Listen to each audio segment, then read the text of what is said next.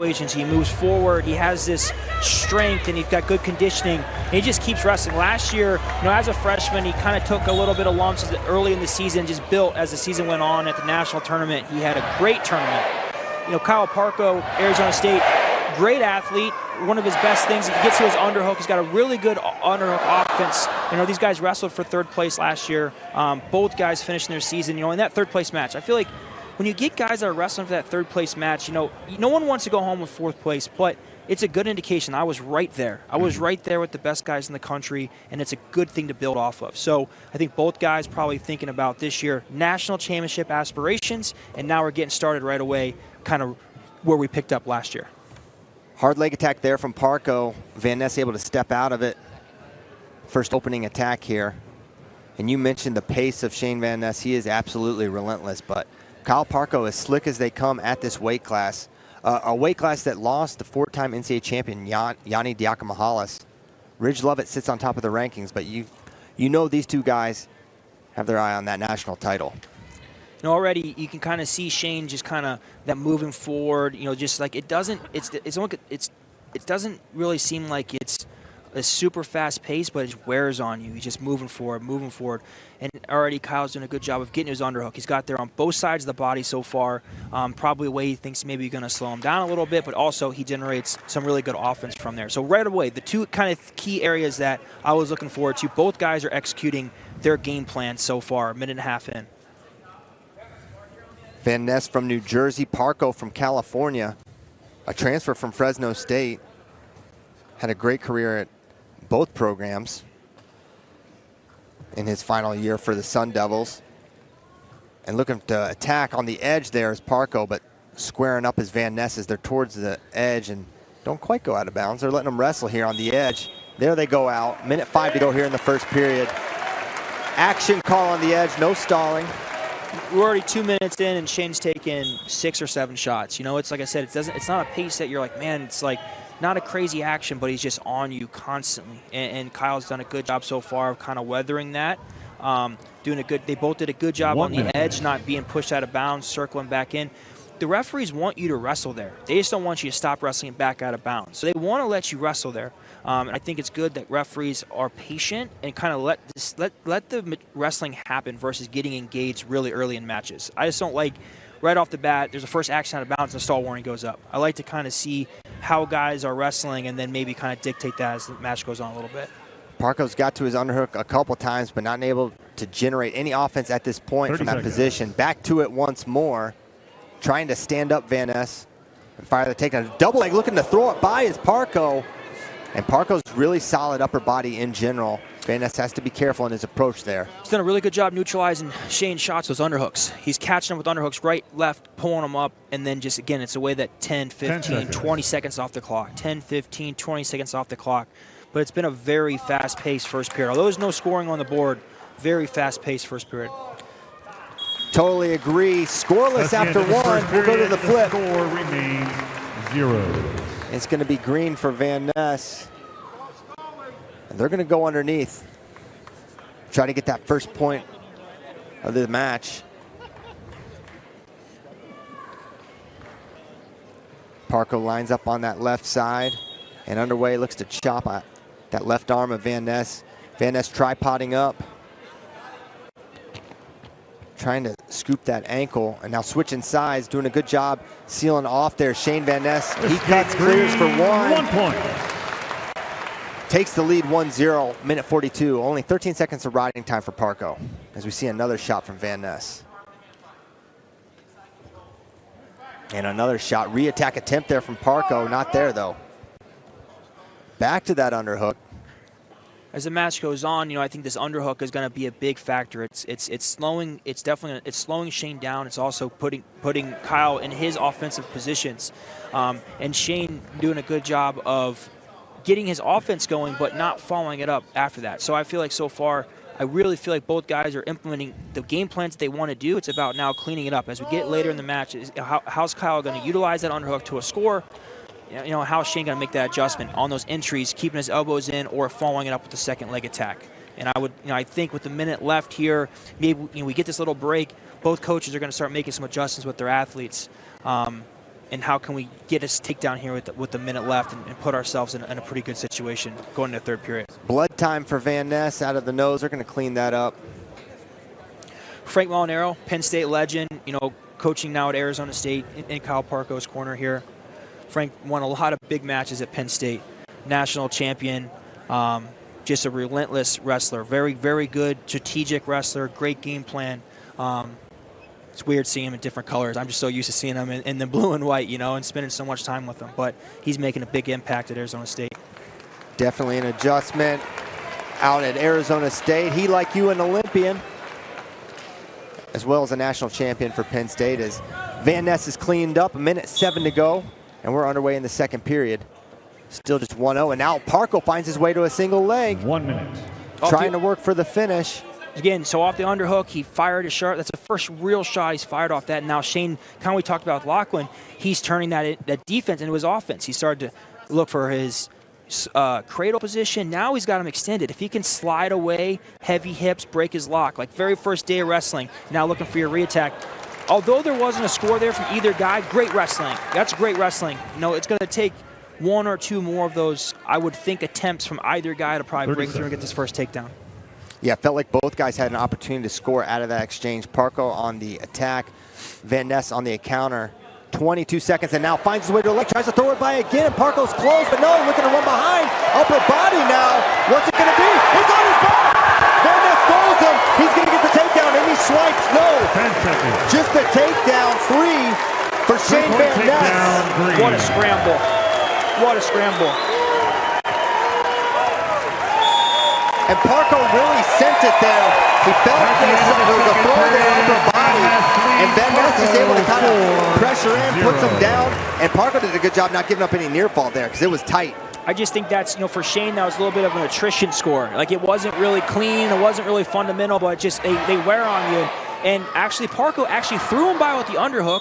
Shane ripped his elbow back in, squared up with him into a whizzer. They got into a step-around position, and then both guys kind of in that 50-50, and Shane ended up on top. But it doesn't really change much for Parco, although the adrenaline, like, you got to kind of dial him back in. But it's still escaping a takedown ties it back up. So with the 3-point takedowns, it's a thing that you have to get used to, because a 4-point deficit is not what it was before. Right. It's still escape and takedown. And I think it's going to take these guys a little bit of time to understand that in your mind. From Coach Molinaro saying, hey, it's the same thing. It's escape and a takedown. But until you're in it for the first time, to realize, well, I'm not that far out of it, it's going to take a little time. And right off the bat, Shane's done a really good job of committing to this ride. Yeah, no easy escape coming for Kyle Parco. Van Ness committed to this ride. He's got 28 seconds of riding time and a 4-0 lead to his credit. Last year, the national tournament, Shane had some wild matches, and his mat wrestling made a big difference for him later, in those tournaments, riding, getting turns. And we talked earlier about, you can tell in the first 10 seconds of every whistle start who's probably going to get the escape and who's going to get away. And Shane's done a really good job in the first 10 seconds of not only dictating the ride, but breaking the guy down. Now he's in a turn, and he's in a turning situation. Now he's attacking the armbar. This is, what you want to see when you have that lead and you keep wrestling. He's looking to turn him and build his lead. Obviously that fast pace, I think, is really starting to wear, and just got riding time. So he's got that arm bar on that left side. He's done a great job. A couple attempts for Parco to get away. He's solid returns. Now he's got that figure 4 ride, leg in, has the arm bar. Parco's a long way from an escape, it appears. 42 seconds to go, riding time at 1:20, so a potential extra point coming for Shane Van Ness as he stymies Parco once more. Another return, David. Yeah, Shane's, he's starting to kind of feel that you're at that mentality where, yeah, I have this lead, but I don't want to give up anything, so I'm going to wrestle this guy later. And now Kyle's looking at kind of the same thing, gets the escape, so now he's going to need more than just a takedown here. With 15 seconds left. Riding time's locked, effectively a 5-1 lead for Shane Van Ness. 17 to go. Parco's got to think something big here. Van Ness can hold position. Now he's going to fire, try to build it again, trying to roll him through. It's Kyle Parco able to stay on the single leg as Shane Van Ness now draping around, locking around the crotch is Parco, but it looks like that's how it's going to end. Shane Van Ness, a 5-1 winner.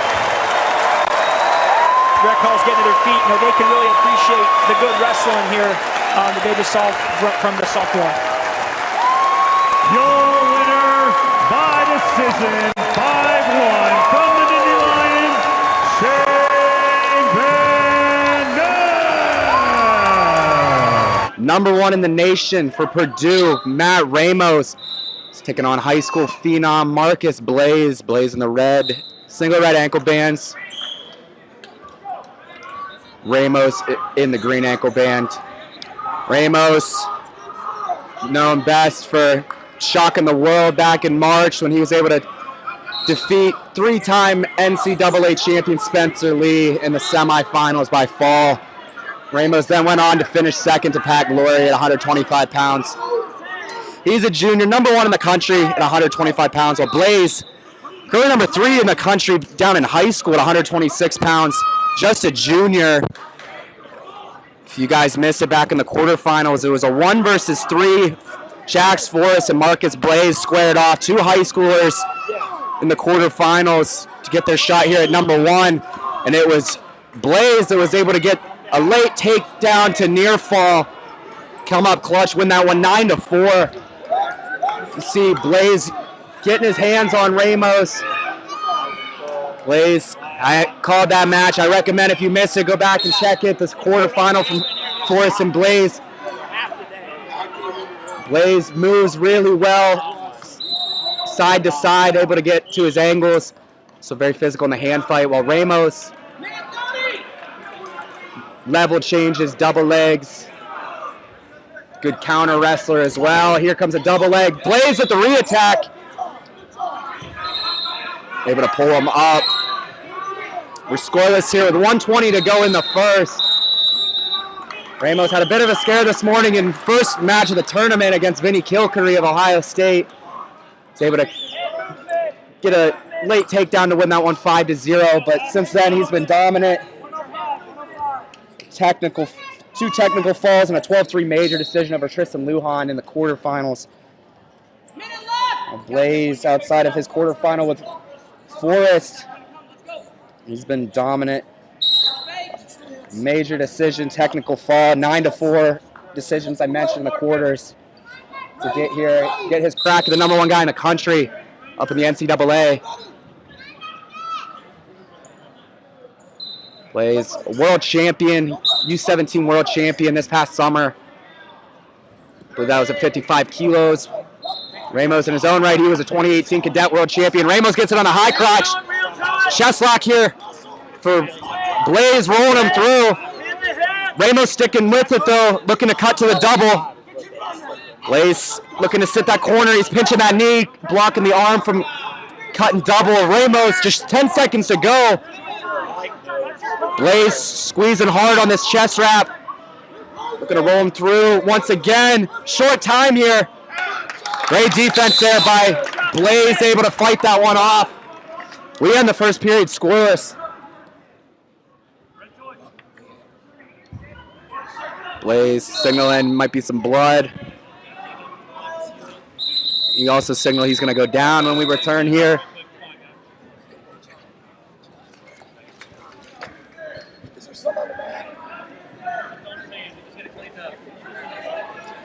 Blaze wiping some blood off real quick, and I believe he will be going underneath to start the second period.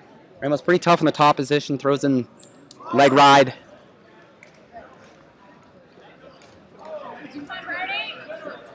Not known Blaze to have any bottom deficiencies, but there is a bit of a difference between the high school and college level when it comes to mat wrestling. So we'll see if Blaze is able to pick up his escape here. Ramos gets set. Start of the second. Blaze up tripod now.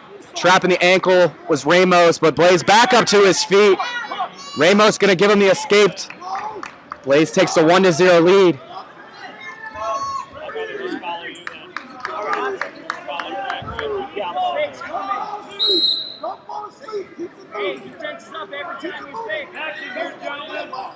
Ramos, his corner, the Purdue coach is telling him, start using his fakes more, get Blaze to bite on these.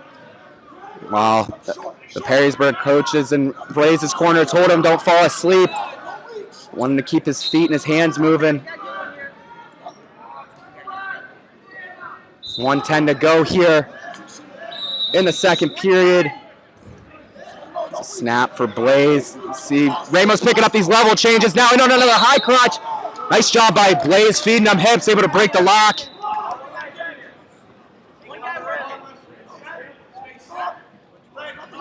Snap there for Blaze, looking to get to a corner. In the circle left off that snap. It's getting Ramos to react on these. Now back to this high crotch once again is Ramos. A stall warning on Blaze. Back in a similar position from the end of the first period. Blocking that arm from cutting off. Now looking to lock in the crotch is Blaze. Feeding him the hips. Sort of a split position here. Blaze also locked in the crotch. Ramos looking a little indifferent on the finish here, and we're going to get a stalemate. 27 seconds to go in the second.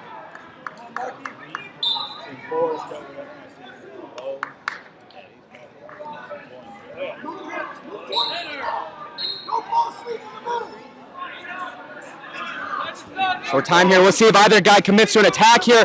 Shot here for Blaze. Attempted to go dump there. Now, one's way than the other for Blaze. They're going to call action there as Ramos shoots him out of bounds. Purdue coaches not happy with that. They wanted that second stall warning. Just 4 seconds to go here. It'll be Ramos' choice to start the third. Blaze just currently with 10 seconds, Ramos with 10 seconds of riding time. He's going to go down.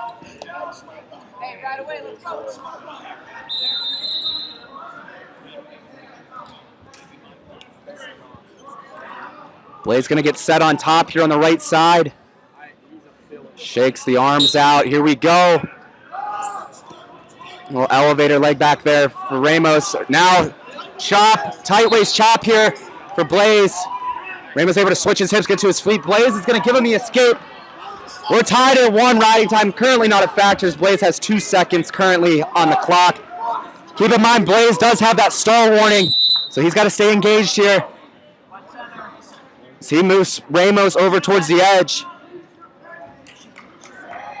Ramos looking to circle in. You got to believe Ramos probably looking for these level changes, get back to that high crotch. He's already been on twice. Hasn't been able to find his way to a finish though. Blaze showing a lot of prowess in his shot defense. Haven't seen Blaze get in too deep. Another shot there for Ramos. Blaze looking for the re-attack.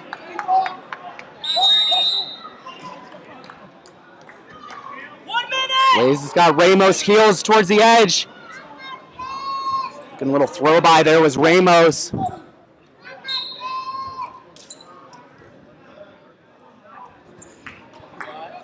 Like the snap by Blaze. He goes to like a little bit of a level change to the right and then snaps left. Now looking to circle back to the right side.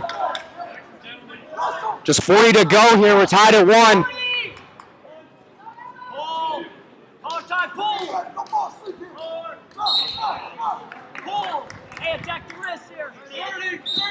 Looking to go to that left side once again was Blaze. Ramos has been able to get that right foot back. Ramos throwing these level changes. Looking for Blaze to reach.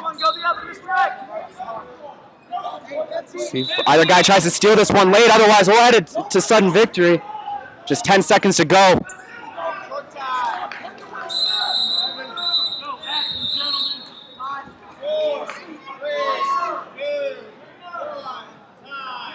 That's going to do it for the third period. We're headed to sudden victory. Going to clear the riding time. 2 minutes on the clock here. First score wins. Now we will go to 30-second ride-out periods where riding time does become a factor then if we get there. First score wins here, though. 2 minutes on the clock. Marcus Blaze looking to pick up another big win. This one could be possibly over the number 1 guy in the NCAA at 125 pounds as he's moving forward, picking up his attacks. Blaze getting his feet moving, getting Ramos to bite on these level changes. We're going to go left again now. Controlling the armpits was Blaze. Ramos circles back center. Perrysburg coach was really telling Blaze to stay engaged here and not to fall asleep with his stance. Another shot here for Ramos. Ramos moving him over towards the edge. Blaze got to be careful. He does have a stall warning. Another warning here would end the match. Back to the single leg. switches his head to the outside. High crotch. Ramos lifting. Blaze locked in the locked in the belly. Pinching. Blaze blocking that arm. Ramos looking right at his coaches. Now Ramos scoops the heel, looking to hook. Blaze locked in the crotch, rolls him through. Now going far ankle, we're rolling. Ramos we gotta be careful with their knees here. Leg pass here. Both guys are passing. Ramos comes back into him. Blaze able to get his right back though. 35 to go, no change. Blaze controlling the front headlock here. Ramos clears. High crotch here for Blaze. He's got this up, looking to go to the far ankle. He's got the takedown. That's 3 points. Marcus Blaze. What a guy. Takes out Jax Forrest, #1 in the country last round. Now takes out the #1 guy in the NCAA at 125. Out of Michigan, green ankle bands, blue, maize and blue singlet, and Isaac Olejnik out of Oklahoma State, red ankle bands, orange singlet. We just saw Olejnik at the All-Star Classic take out Dean Hamady. Displayed that beautiful ankle pick. Amine, he could be pretty stingy with his defense. I believe Amine is 2-0 in his college career against Olejnik. And to counter that stat, he was 0-3 against Dean Hamady until the All-Star Classic. Isaac Olejnik continued to improve throughout his collegiate career as they stalemate that. Cam had a tight quarterfinal win, I believe. I didn't get to catch Olejnik's. Yeah, had to get by a tough Brevin Casella, 4-2. I believe he had to ride him out. And Cam, you know, he's not one to really run up a score. A little more tactical, a little more defensive. Level changes there from Olejnik. And the fur flying a little bit. Cam, I think, got bopped in the eye. Was hoping for a little bit of break there, but Olejnik going to continue to crowd him, stalking forward. Cam just trying to find a little bit of breathing room, but Olejnik is staying in front of him. Good collar tie there from Amine, in tight. Kind of limiting some of the pressure fakes from Isaac Olejnik. There he finds his way to a leg, but good defense from Olejnik. And Cam says that's 3 times. Man, and as they stand up, you can really tell the size difference there. Olejnik almost a head taller than Amine. And KJ in the corner really calling for a warning or some kind of hands to the face call. Yeah.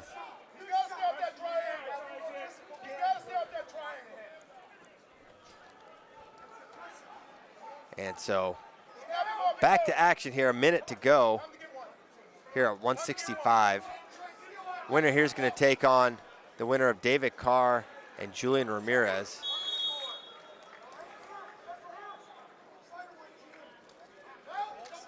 And there's a body lock here for Amine. Good position here. Can he get the finish? Yes, he does. Wow. 3-point takedown off that body lock for Amine. Yeah, and against somebody as long as Olejnik, that's a perfect tactical offensive move there. Get in on the body, close the space, and not go into a scramble position, not get caught underneath, or open yourself up for a counterattack. He's a diver. He's going to dive. Both legs away, run corner. He's diving. And KJ says he's going to dive in, be ready to run corner, meaning he's going to fire a low leg attack, look to hit a re-attack of your own. 8 seconds to go here in the first. Back in some tight collars. First period in the books. 3-1 Amine after 1.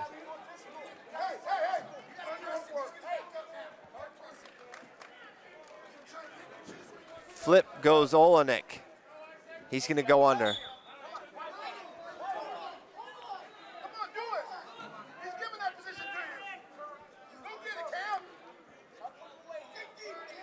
Amine not able to put on any sort of ride in the first period after he got that takedown. And trying to return, oh, almost They run out of bounds. off the stage. And that's what they were calling for in the corner there, coming up underneath with that lift. KJ says you got to go elbow deep, though. He's right. And another quick stand up. And trying to get to that lift is Amine, but it's tough. The length of Olejnik prevents it a little bit. And 3-2 now after the escape. Minute 43 to go in the second period. Riding time just at 20 for Amine. And Ramirez Carr 0-0 after the first period. That's interesting.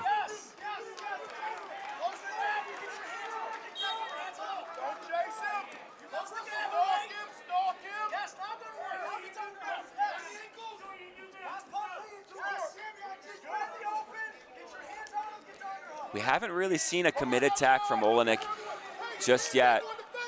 Really been keeping his distance. There weren't many attacks in his Hamady match, but the one he was able to fire and score was the only one he needed. Now, it's a different scenario with Amine having a takedown of his own. Now Amine in an over-under position, kind of driving Olejnik towards the edge. Olejnik drops to his knees, now back up. Another attack from Amine. And they're gonna circle off, action call on the edge.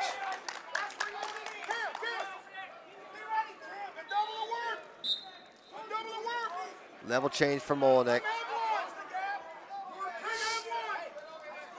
35 to go.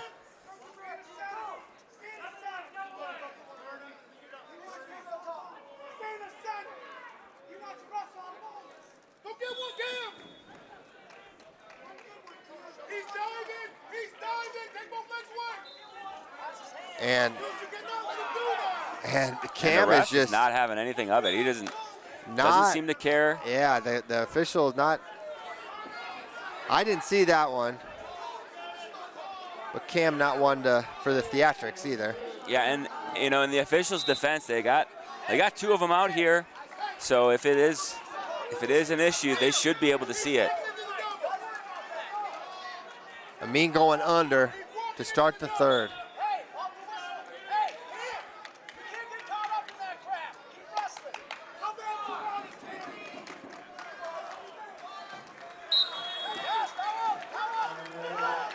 And now up to his feet is Cam Amine.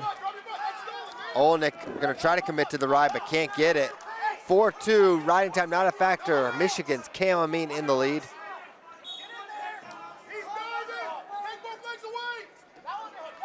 Underhook on that right side for Cam Amine, gonna slow down the offense of Olejnik.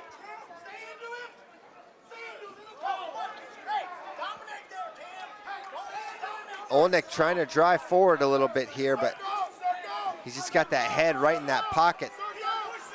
And they're a good snap. Nice snap. Olejnik still yet to fire a leg attack.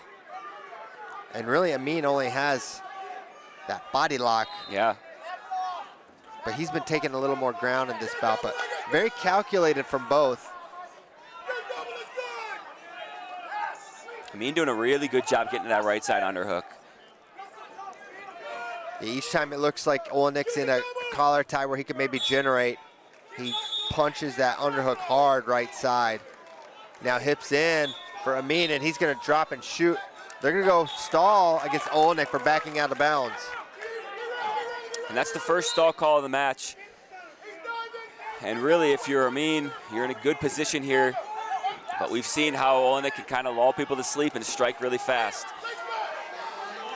And they're back to that underhook. We got a warning against Cam Amine for stalling. Olejnik trying to close the gap. He's gonna shoot. Good job circling back in from Cam Amine as he's gonna shoot him off the mat. 25 seconds to go. Amine has a stall to give.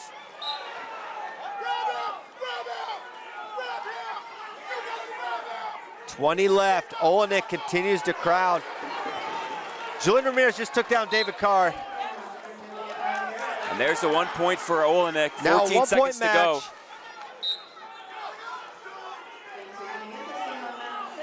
Cam's got to stay engaged.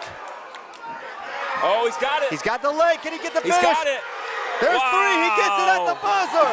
Oh, my Just goodness. like that. Isaac Olejnik. Last second gets the takedown. Olejnik beats Amine. Ramirez over David Carr. This tournament is wild, Christian.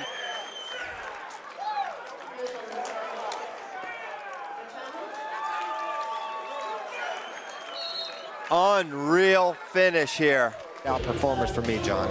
Oh, for sure. You know, in this tournament all year, Bastida has not had a close match. His offense has just been another level. But this is a test. This is a different test from anyone that Bastida has faced so far. Lucas Davison, number 3 in the country. Underway here at heavyweight in the red. That's younger Bastida moving up from 197, and he's filled it out nicely. And he's taking on Michigan's All-American, transfer from Northwestern, Lucas Davison. And expect some really impressive neutral wrestling in this one.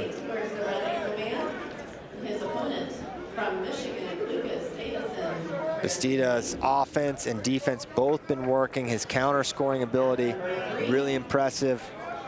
Also his finishing. Yeah, you mentioned Bastida coming up from 197, and it's like, okay, where does he fit in this heavyweight field? You have Kirkfleet, Hendrickson at the top, but then right after that is Lucas Davison. So this match is going to tell us a lot about where Bastida is. A little bit of a feeling out process so far as Davison Jackson underhook. Body lock for Younger. It's got him on the edge. Are they going to say Out of they bounds, went out of bounds? So close.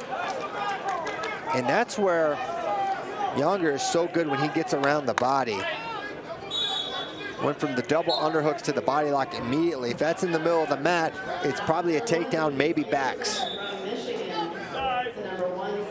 And they both shove each other off. Minute 44 to go here in the first, scoreless. But an exciting opening takedown attempt. And Davison was a 197-pounder 3 years ago.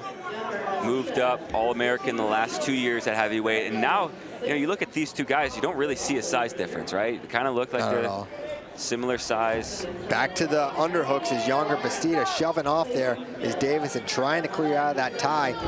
Now back to it is Younger Bastida. Can he get it?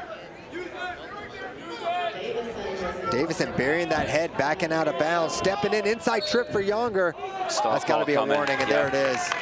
I mean, Younger backed him straight to the edge, attacks, and Davison used the boundary to avoid that score. The right call there. And right tactics from Davison. Don't get taken down. It's worth giving up a warning to avoid that 3. Early impressions is that Younger is going to continue to work for those hooks, and Davison's got to try to keep him out, because it looks like a position where Younger can really dominate and potentially score. Yeah, and you know, we mentioned the offensive abilities of Bastida, but we also saw some counter offense against Feldman. You shoot, you expose yourself, you don't finish quick, Bastida's gonna score. Yeah, I mean, he hit 3 straight 360s. There's a level change from Younger. No score yet, 25 to go here in the first period. For Younger, getting that first period takedown has been kind of his calling card, but not able to get one yet. 17 to go. Davison, very calculated so far, has not really fired an attack yet. There's a high crotch, beautiful shot, trying to double off. Good counter there by Davison, 3 seconds to go.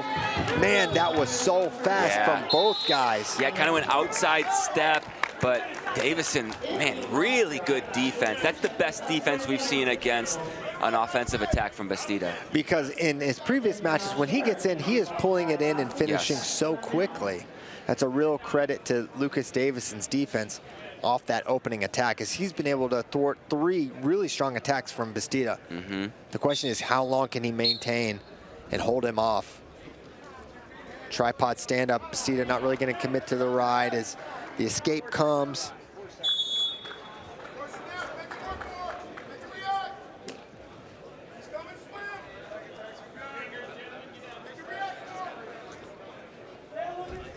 Level change from Davison. Little stutter fake.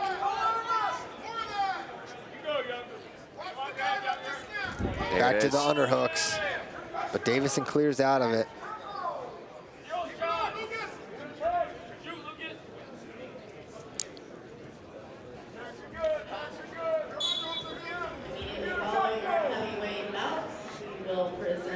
I haven't really seen Davison make any kind of committed attack just yet. Well, I think you got to be respectful of the defense of Younger, and that's what we're seeing. But at some point, to win the match, you're going to have to score. Now it's Davison with double unders. Yep, but level change from Younger. What's going to be the call? Action on the edge. 57 to go here in the second.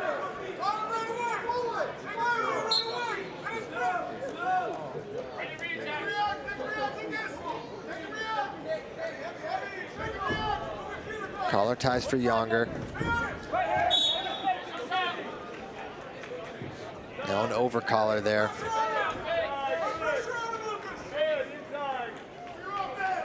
And it feels like something shifted a little bit in the hand fight. At the beginning, it felt like Younger was taking maybe a little bit more ground, but it seems like Davison might be winning the hand fight here later in the second period. Oh, nice little, wow. Oh my gosh, look at this carry. He's in the air looking for the takedown. Nothing yet. Passing the leg is Lucas Davison. No points. And now hipping up in. Davison now doubling off. It's a single leg for Bastida. Oh my goodness. Off the mat, out of bounds. Oh my goodness. What was that? What an exchange. The carry had him up in the air, but Davison was able to recover. Now they're talking about something. I don't think you challenge this. No. I don't think there's any challenge here. There's no takedown there. What an exchange. You see him in the air, you're like, okay, he'll score this. Nope.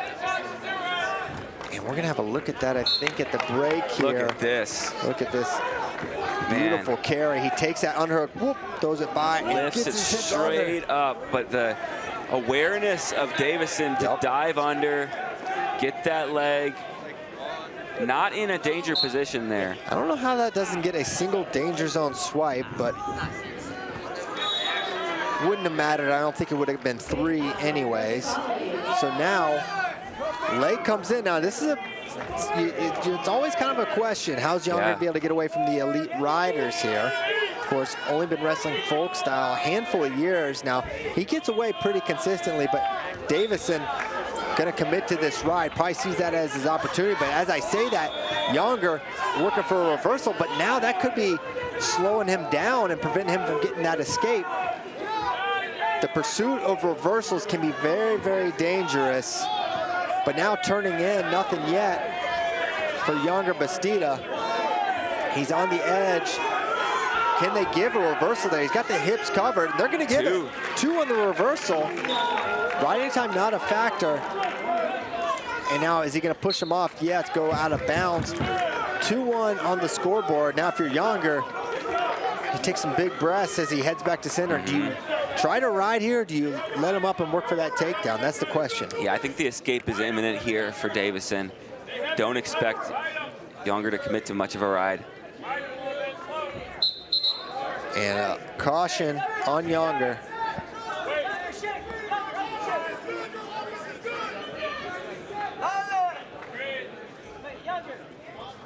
And we got blood. And so they're going to clean up Younger's nose. Got a little blood on the top of it as they work to clear that out. The scenario here is this: 2-1 lead for Bastida. There's a minute left. He's on top. Have to assume Davison probably going to get a relatively quick escape. So we're probably going to have around a minute of neutral that'll likely settle this. Remember, Davison has the lone warning in this match, and Bastida has consistently been attacking. It's been all counter for Davison. Apart from a couple aggressive underhooks, he's not really attacked. So is that in the back of the official's mind as we enter this final minute?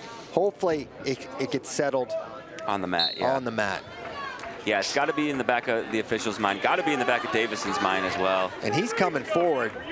with that in his mind. 2-2 on the scoreboard. Right to knock factor. Nice single leg here from Lucas Davison. Good whizzer here. Near side cradle drops down to the leg.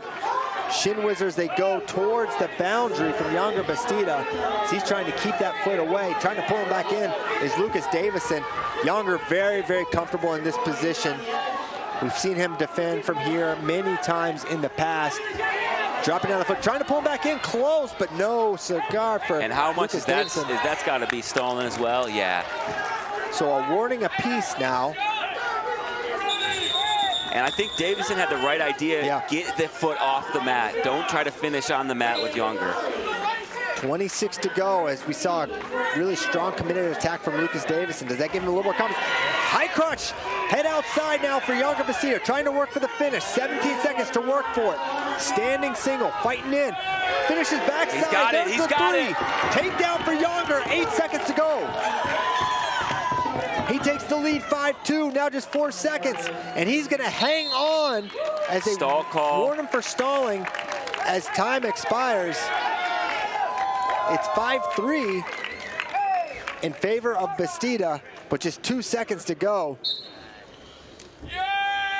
And the Cyclones have a champion here, and the Cyclones are the champions of CKLV. Younger Bastida, the cherry on top with a title here against Lucas Davison. Great match.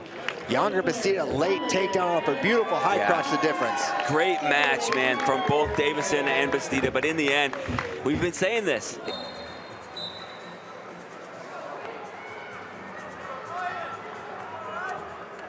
We are back, no break, right to the action. This is the match that we've all been waiting for. Number 1, Ryan Crookham. Number 2, Vito Arujau, the rematch. And right away, classic Vito, palm in that forehead. So he likes to, you see those quick twitches for fakes. Really here, this is kind of a battle of the dynamic offense of Vito Arujau versus the incredibly stingy defense of Ryan Crookham. Yeah, Crookham's so dangerous when guys are in on his leg. It's almost like he prefers that rather than initiating his own offense. Really comfortable with someone in on his leg. The classic unconventional setup of I let you into my leg because that's right where I want you so I can set up my double leg. Yeah. And, you know, Arujau hasn't been the guy that we saw win an NCAA title last year, win a world championship, been dealing with some injury, hasn't wrestled with the same power or the same sense of urgency that, you know, sometimes we see out of him. Vito looking calm, cool, and collected here, going with kind of a higher stance, and both guys going to get warned for hands to the face.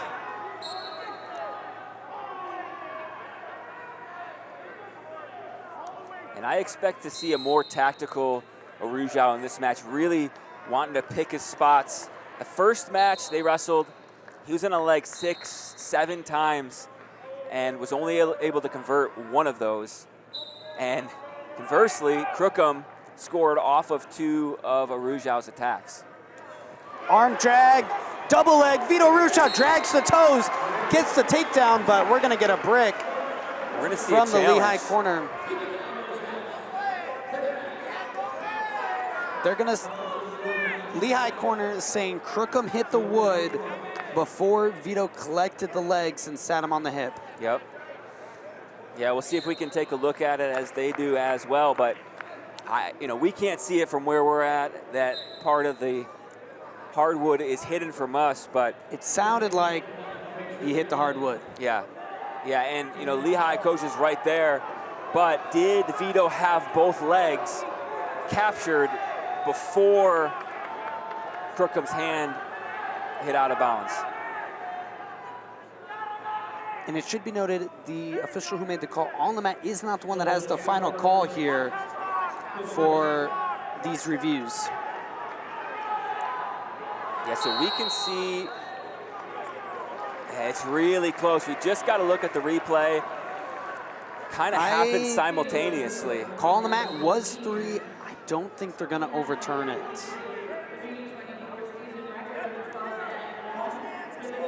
And there it is. Call stands.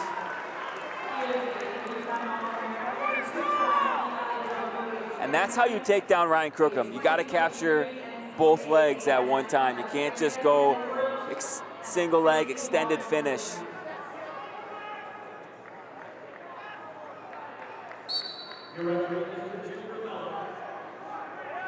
Crookham up to his feet off the whistle. Big mat return Arujau, but Crookham able to change over, get his hips out and escape.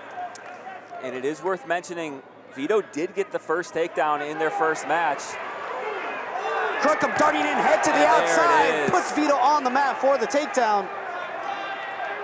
Wow, what a response. And Vito responds with the Grammy and the reversal. This match living up to the hype so far, and we're only 2 minutes in. A big smile from Mike Gray.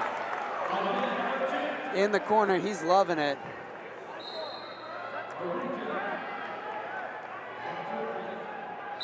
So 5-4, Arujau in the lead. We haven't seen Vito too committed to riding yet this tournament.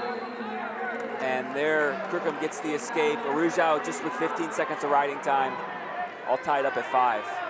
And Vito, even in his most dominant run, NCAA's World Championships, he's not a guy who's gonna beat everybody 10-0 or 2-0 like that. He'll give up a takedown, be perfectly fine with it. He doesn't mind mixing it up because he feels confident. If we're going exchanging takedown for takedown, I'm gonna win that battle. Yeah.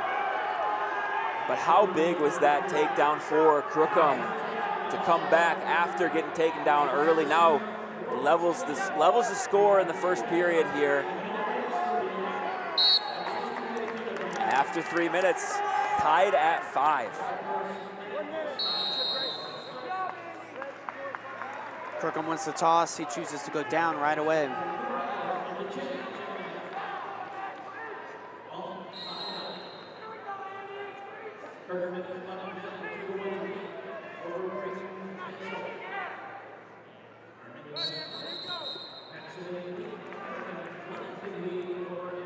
Spiral ride for Vito off of Crookham's quad pod.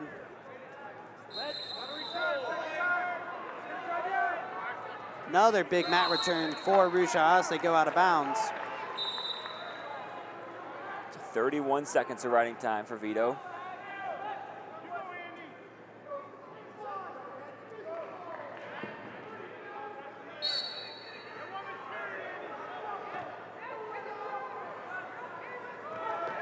Crookham up to his feet, switch, and he's out. So Ryan Crookham in the lead, 6-5 now. 1:30 to go in the second.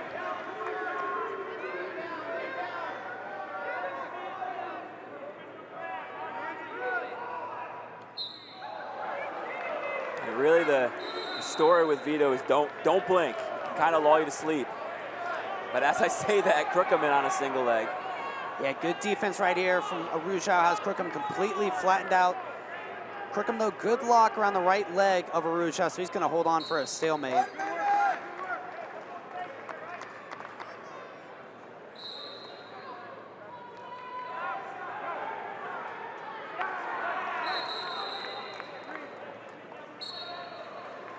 You can feel the tension in this arena right now. All eyes here on mat 1. Fans on the edge of their seats. They know how much is at stake here. Vito picking up the hand movement. Yep. Warning for hands to the face. And I believe the official said both guys. Okay. So one more for either wrestler, a point will go on the board.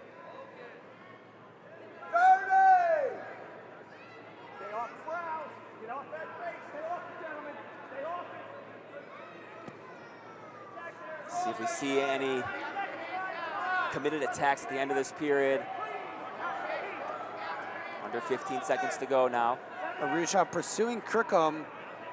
Now on the edge of 10 seconds. Good circle by Crookham. If he gets shot out there, he risks giving up a stall. Arm jack double on the edge of short time. No. Woo. So Vito's choice going into the third. Neither wrestler warned for stalling, correct? Correct. Hands to the face will be the thing to watch.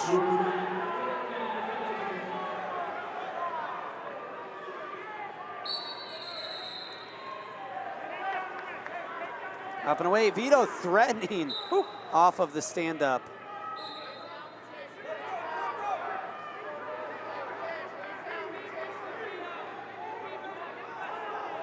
Here we go, comes down to this. Third period, 6-6, riding time not a factor as of right now. And how many times has Vito gotten to Crookham's leg? Just that initial takedown? And then the one on the edge The one as on the time edge, was yeah. expiring. So we have seen Vito pick his shots a little bit more here.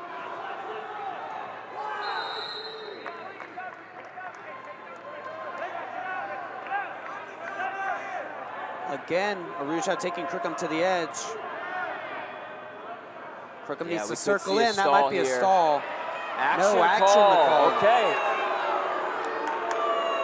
The crowd's asking for a stall, but just the action. A minute 11 to go here.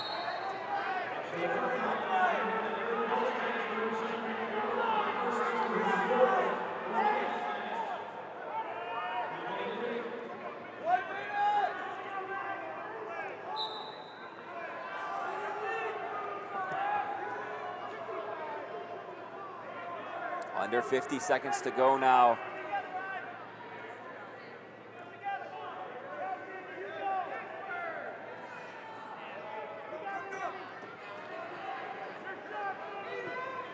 we gonna see a takedown here in the final 30 seconds, or are we going to overtime? And we got Shot Crookham. He's got the bottom leg hook. Danger count, just one though. He's got both legs hooked up. He's got the takedown. He's got the takedown. 20 seconds to go. He's got a stall to give. Yes, he does. Oh no, oh no, oh no. Vito holding that left leg.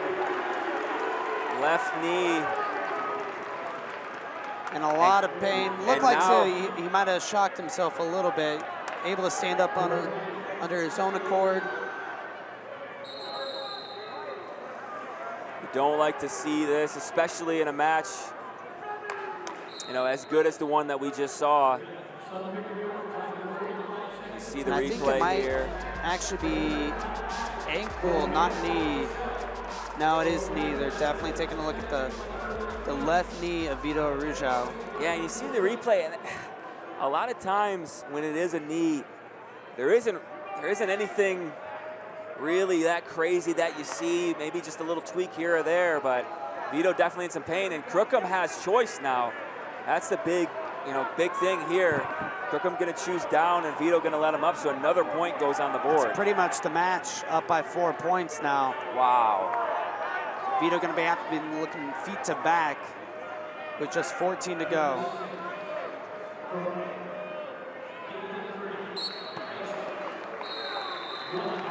Vito Arujau sprinting at Crookham. Headgear comes off. They're going to let them finish this, though.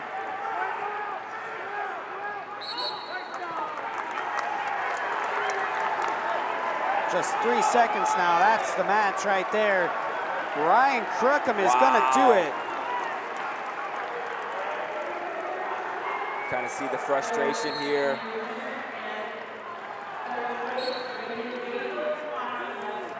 And there's the stall call.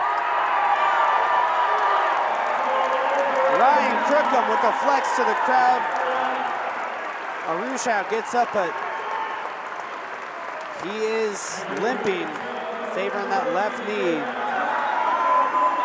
Big win for Ryan Crookham. He stays undefeated on the year. Takes out Vito Arujau.